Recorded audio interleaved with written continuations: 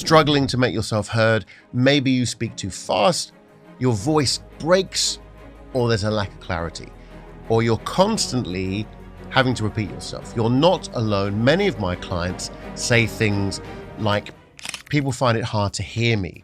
I speak too fast. My voice is low.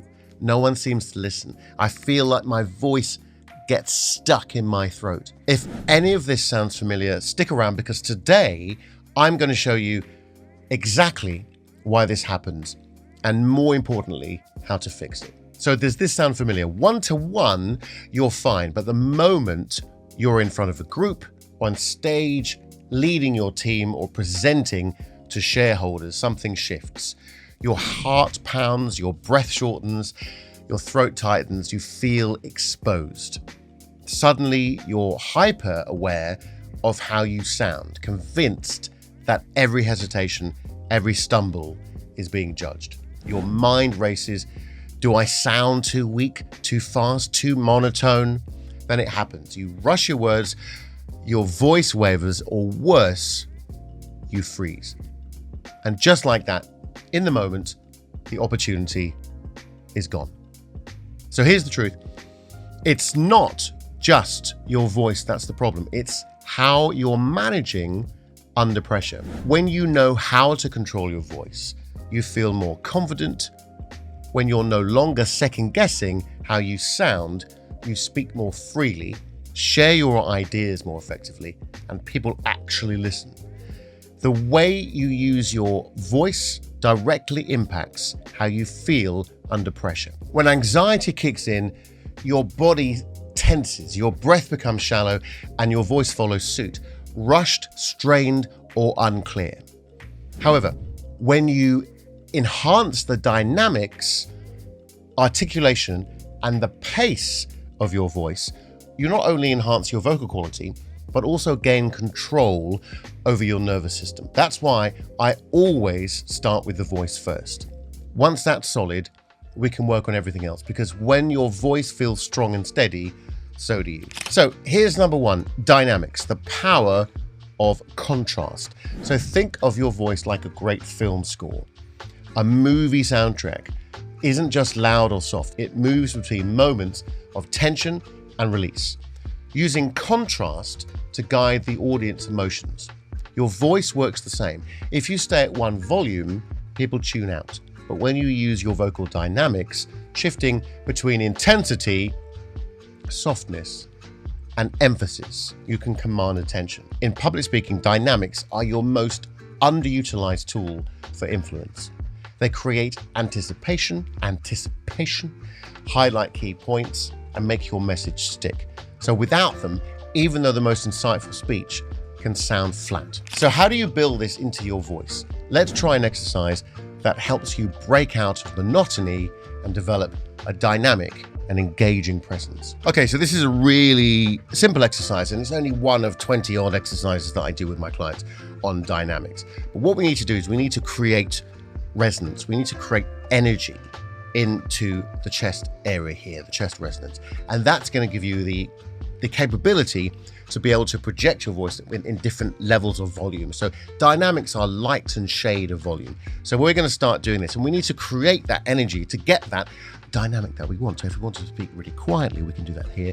If we want to speak a little bit louder and open the space in our body and project the voice and cut through the crowd, we need a lot more energy. We need a lot more energy in our chest resonance here. So here's the exercise. We're going to create what's called a voice fricative. This exercise, by the way, is called energized fricative. So the fricative, I'm going to get into too much detail because it's incredibly boring and geeky. But here's the thing. We're going to do this. We're going to go. Now, I want you to imagine that you're on a bike, on a Harley. Haven't got to that point of my life yet, but it's close. And I want you to rev the Harley. So we're going to do it like this. Imagine that you're saying Volkswagen or velocity, or I can't think of any other words. I probably could, but I could be here for a while. So drop the words beginning with V or the phonetic V in the comments. That'd be great. Thank you. I need a list of words with V. So here we go. The Harley's revving, but we're going to accent or energize that. Okay, here we go. So take a breath. Now this needs to be very tight. and connected to the diaphragm here, connected to the abdominal muscles here. So I don't want to get into that too much, but here we go. I want you to push here from the belly, okay? So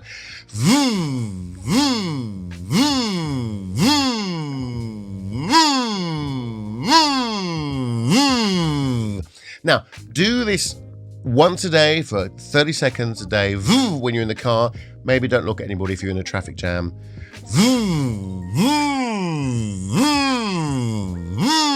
What it's doing, it's energizing the resonance. It's creating more control over the vocal folds and control over the out breath. And it's also giving you more dynamic range. It's giving you more pitch range because you're not going to be able to help but go higher and lower in your voice pitch-wise. So for instance,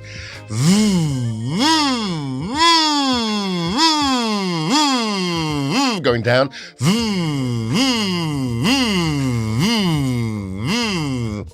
so when you speak, you can then give that energy from this area here. Give that a go. So number 2 is articulation and unlocking that clarity. Imagine trying to tune in a radio station. Your message is there, the signal's funny, and it's distorted, but the listeners have to strain to understand. That's exactly what happens when articulation is unclear. So if your words blur together, your message loses impact no matter how incredible the content is. The message will lose impact. It's not necessarily to over-enunciate each syllable and robotically, precisionally to achieve clear articulation. It's about making sure each sound is crisp and intentional, so your words land effortlessly in your listener's mind. One of the fastest ways to improve articulation is to increase the space in your oral cavity. So giving your articulators, your tongue, your jaw, your lips, your teeth, the room they need to shape words properly. Let's start with another exercise that helps you experience that shift immediately. And this is called finger in between the teeth. I cunningly came up with that myself. So I want you to put your finger or a pencil or a pen in between your teeth, and let's do it with the pen. I'm gonna do it with a pen. Here we go. So pencil, pen, finger.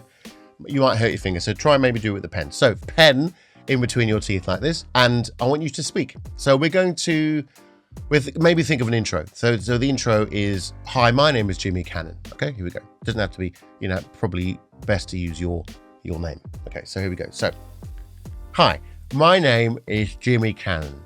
So I want you to accentuate all the sounds, particularly the vowel sounds. Okay, so "Hi, my name is Jimmy Cannon." You'll find that you really have to move your lips, your tongue, and open up that space in your oral cavity. It's not about opening the mouth up, as in opening at the space here. It's the space in the mouth, what's called the oral cavity, the space in between here.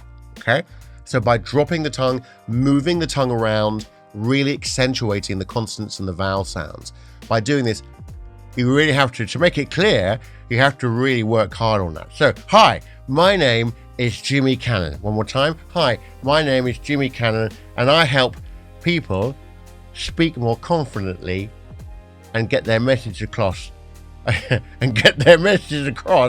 more effectively." I hadn't rehearsed that, so that's probably why. So my name is Jimmy Cannon.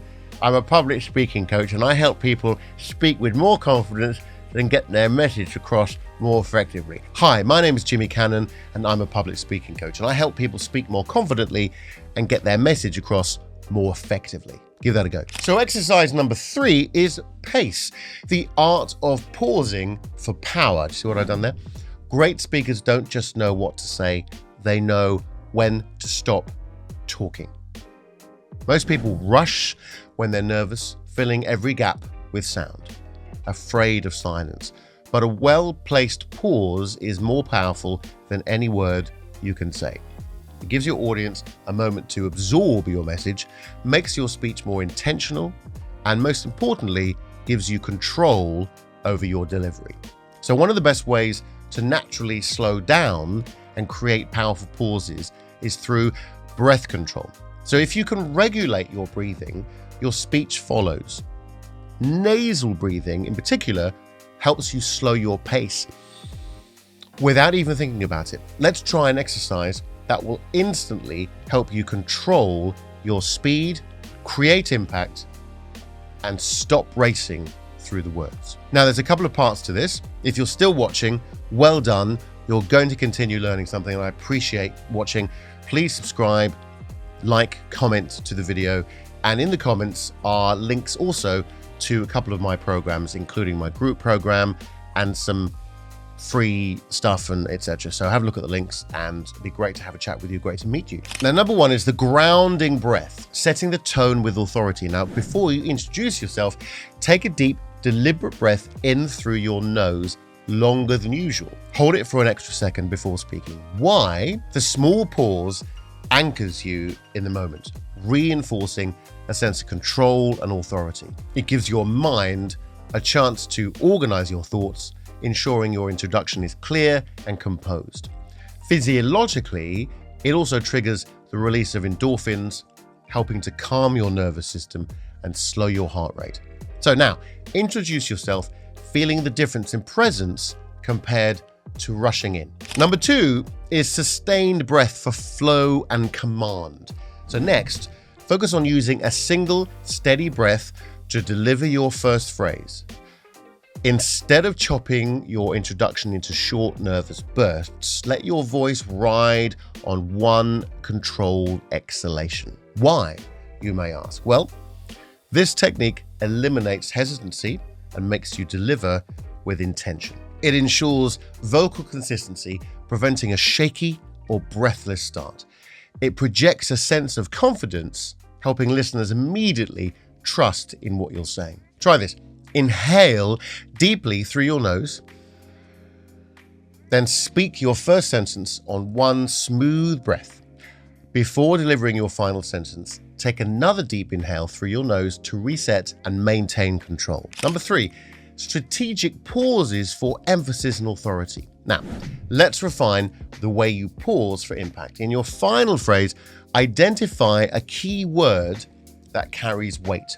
Something that strengthens credibility, builds anticipation, or reinforces your message. So an example would be, I work with executives who feel dismissed in meetings to help them speak with impact. Why? Well, that's a good question. I don't know why I do that. No, I love doing it. The pause signals importance, making the listener lean in. It prevents your words from blurring together, ensuring your message is absorbed. It creates a rhythm of authority, reinforcing your presence in the conversation. The key is to place the pause before the word you want to emphasize, not after. This creates a sense of control and certainty in your speech. Now, the final challenge, I want you to combine all these three techniques into a deliberate, confident introduction. So take a slow, deep nasal breath, holding on for an extra second before you speak. Deliver your first phrase on one steady breath, keeping your pace measured. Number three, pause before keyword to enhance credibility and presence. Now, I really hope that was useful. Please comment in the comment section. Obviously, comment any way you like, but particularly in the comment section. Let me know if you'd like to work with me, with your team, one-to-one. I have a group program, which I'm very excited about. It's going to be a small cohort of people working together over 6 weeks. The link will be in the comments at some point when I get that together. And I'd like to speak to you soon. Speak soon.